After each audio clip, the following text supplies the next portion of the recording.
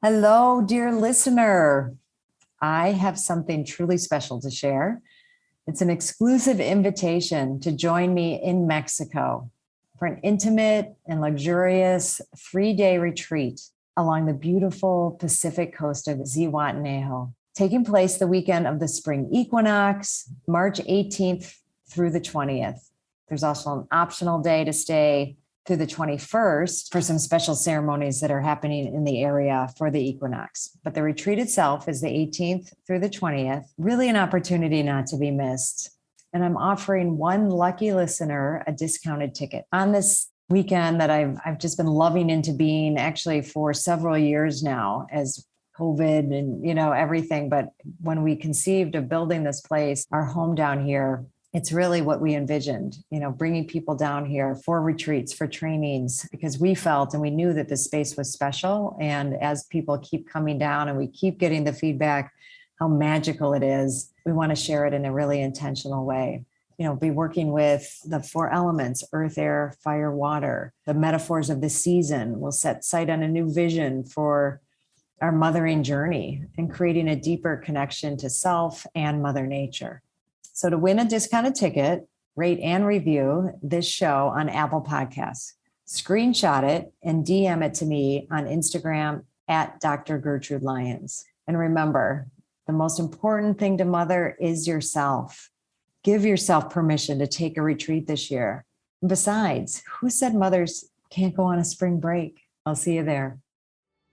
This is a Soulfire production. Welcome to Mother. No, it's Mother. Welcome to Mother, the show where we can explore our inner mothers to actualize our greatest selves. Through interviews with incredible guests, live coaching sessions, and my own experiences, we're going to dive deep into embracing feminine values and reparenting ourselves. So be prepared to show up, hold space, and be mothered in a way you never have before, but have always needed. It's time we rewrite the Mother Code. Hello, I'm Dr. Gertrude Lyons, and today is a solo episode, and we're going to be exploring transitions, kind of the messiness, the potential, the complexity of transitions, and certainly the complexity and messiness of the positive and what we often refer to as negative emotions that go along with it. I'm really looking to embrace all of it and what could that mean and what could that hold for us. So I figured we could definitely talk about, and I know I want to, and I'm kind of in the midst of it in a pretty uncomfortable space at the moment for myself. So I'm grateful for this podcast to kind of talk about it with myself and with all of you. But everyone, is in the midst and dealing with and looking at that we're seeing light at the end of the tunnel, right? With COVID-19, it's maybe even getting a little boring saying it, but it has been one hell of a tough year. And it's been a huge, huge year. I don't think any of us, I think it's going to take the rest of many of our lifetimes to fully grasp the enormity of it. But I know there's things that we can and I want to harvest, glean from it, still work with it, given that I know it's been the hardest year of my life and also one of the most beautiful years of my life. And I think for many of us, I don't know if there's anybody that can't say it hasn't been a hard year at least, right? And for some, that the level of that challenge and difficulty certainly varies on a continuum. And self-care certainly has been an important factor. It's been both ignored and embraced, I think. We definitely have seen the gaps in many, many arenas in our country and our world, that the ability for just basic care, the privilege that I know I have and many of us take for granted around how we can care for ourselves. That disparity certainly came to light hugely. And now we have another opportunity, right? We got to see, how we embraced this challenge and, look at the ugly underbelly of much of it, but also some of the silver linings and beautiful parts. As we enter this next stage of the world through to the other side, we absolutely don't want to neglect ourselves. And I think one of my biggest fears that has been overriding kind of a part of this whole year is, wow, some of the things that are coming to the forefront, I'm so afraid I'll forget once we can kind of go back to normal, and just how easy it is to kind of just slip back into our old routines and, the way things were. And there were some ways that I know I operated and our family operated and I operated with my husband that were really beautiful.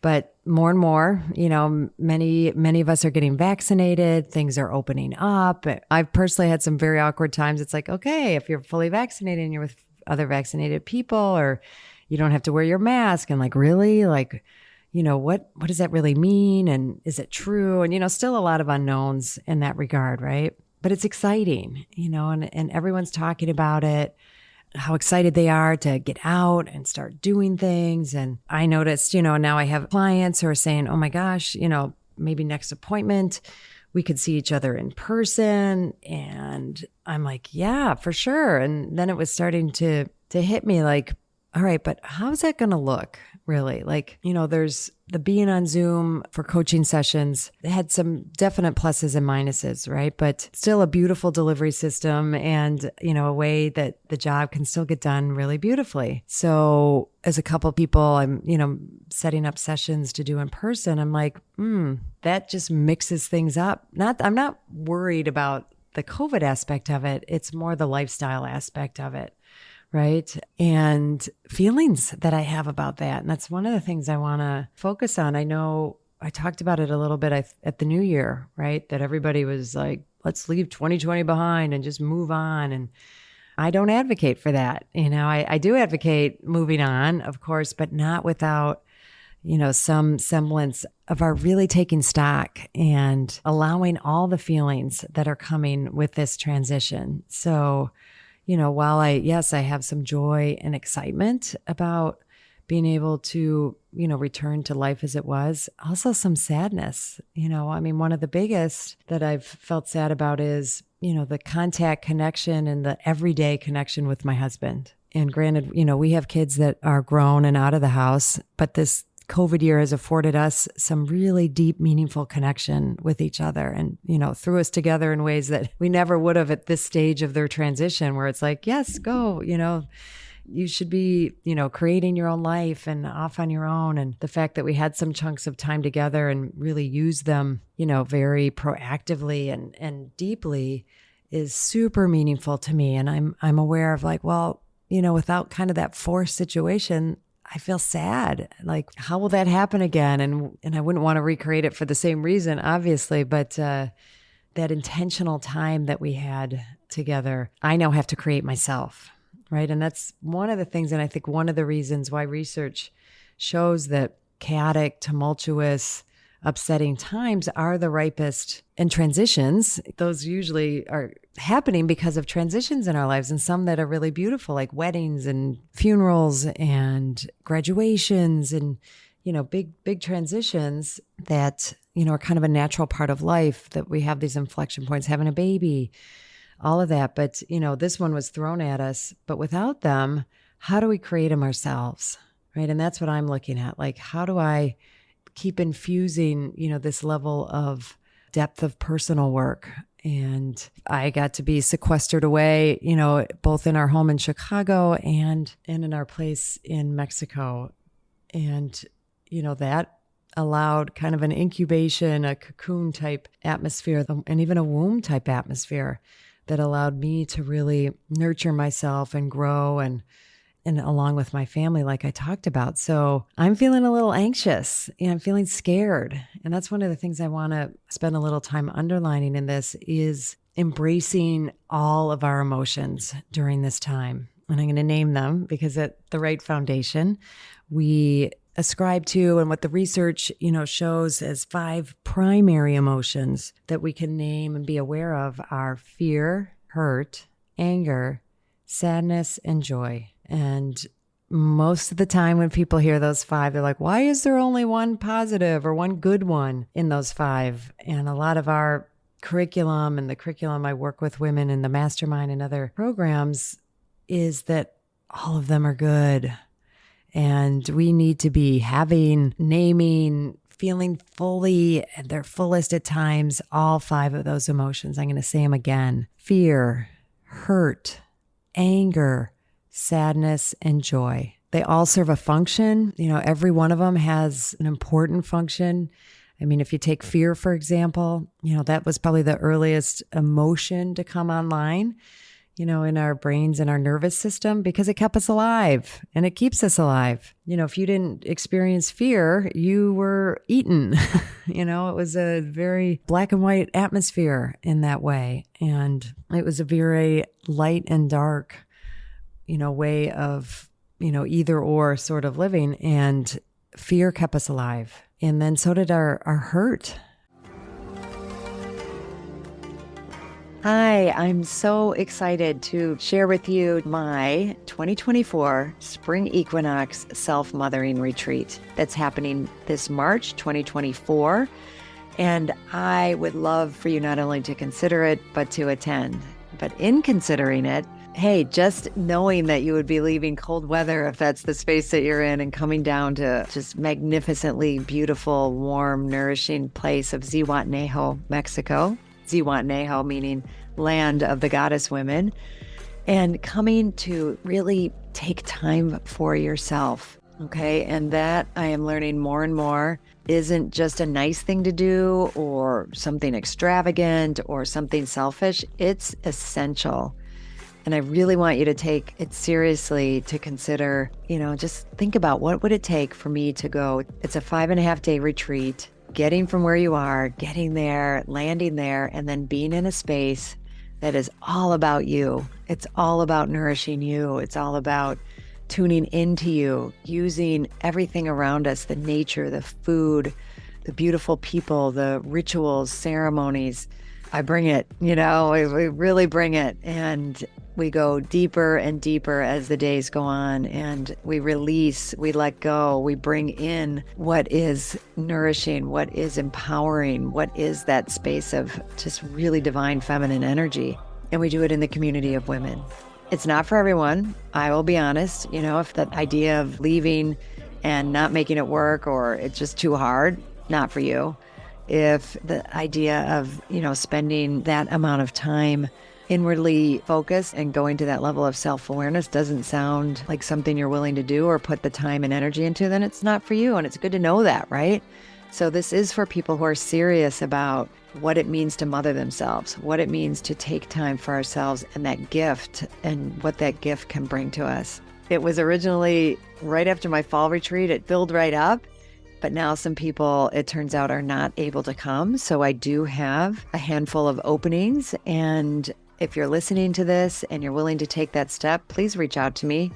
We can do a discovery call, or you can put a deposit down. I would love that. And you can do that by going to my website, www.drgertrudelyons.com. Go to events, and there you go. It'll all be there. There's a beautiful page there for you to explore. I look forward to hearing from you and then seeing you on my spring retreat.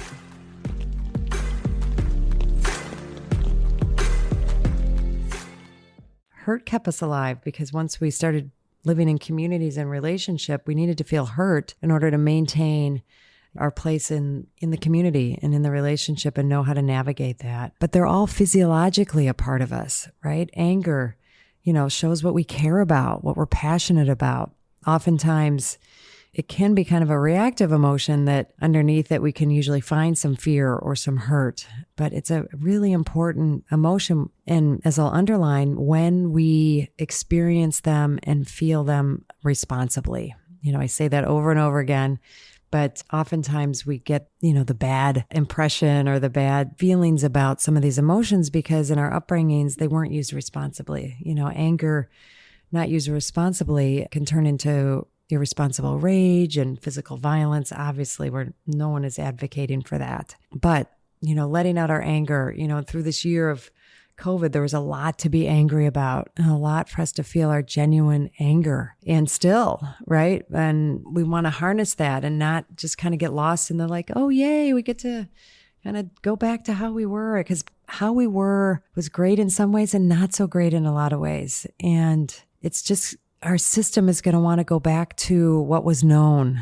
and stasis and comfort. And I know I'm wrangling with that hugely right now. And, as I'm able to get out and do more things, and so is my husband, I'm feeling a sense of, even though it's only happening a little bit right now, a sense of separation and loss. And how do we keep the togetherness that we were fostering? And we've been putting some systems in place and looking at that and being with it, but it's challenging, and it's going to be challenging. It's going to be challenging. And I said, to keep the connections with our grown children, as they should move into these spaces in their lives. But when we do have time together, that we are able to kind of jump back into that more depth space.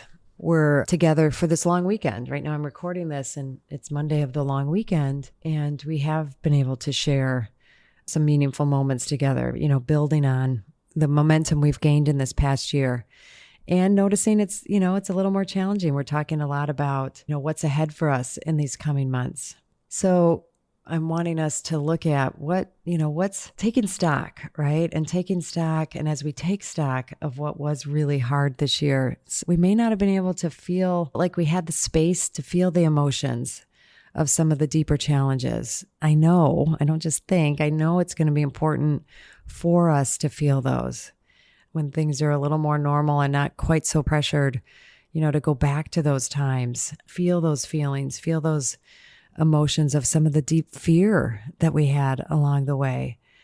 And, there's still fear going forward. I'm not saying we're out of the woods yet, but there was a lot we had to kind of buckle under and kind of get through. And we did the best we could in some arenas, but our system, our bodies are still going to be holding on to those emotions. And I know I've been doing some, more this year than I had in a long time, dynamic breathwork sessions and body work sessions, so that I can be having an outlet. Because, talking about them, sometimes we could stay lost in our head and not really, and we can rationalize, and, we can have kind of an intellectual or a headspace awareness of the emotions, but the really, down and dirty messiness of just those raw emotions, I really want to invite us all to. And I know as we head into the summer, it's going to be easy, like, can't we just be light and carefree? And of course, the cool thing is, as we feel some of those more upsetting emotions, some of the ones we might have considered our darker side emotions, we're going to be able to feel more of the joy. I'll be able to feel the hug and more of that in-person contact, that we're able to have, will have that much more meaning. It's going to have that much more joy, and we'll be able to savor the gift, that we haven't had the privilege of having for this past year. If we have, it's been with a small group of people.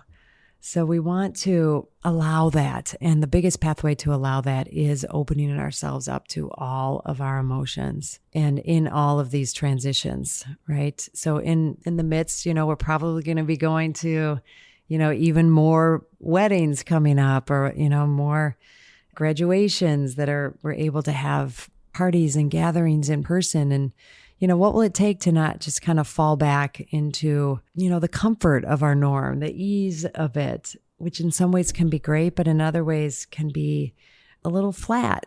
We don't even know what's possible as we kind of turn the heat up and really keep the fire going of what, this year has brought us. And I know I'm going to be taking some time in these next weeks to do even more of an inventory, more of an awareness, and taking stock and looking at, just what this time has meant for me and what some of the transitions are that are ahead.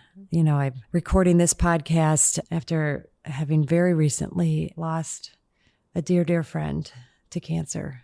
And I can't tell you the depth of the pain. And I know all of us probably at some time have experienced loss, but this one's very new. And, the transition, just thinking about her transition and, what it's been like to be with her in a transition as huge as this, and her family and people that, I'm very close to and mean a ton to me. And the support that it takes means that I need to be taking care of myself even more, right? And having my feelings so I could be fully present, for others as they have theirs.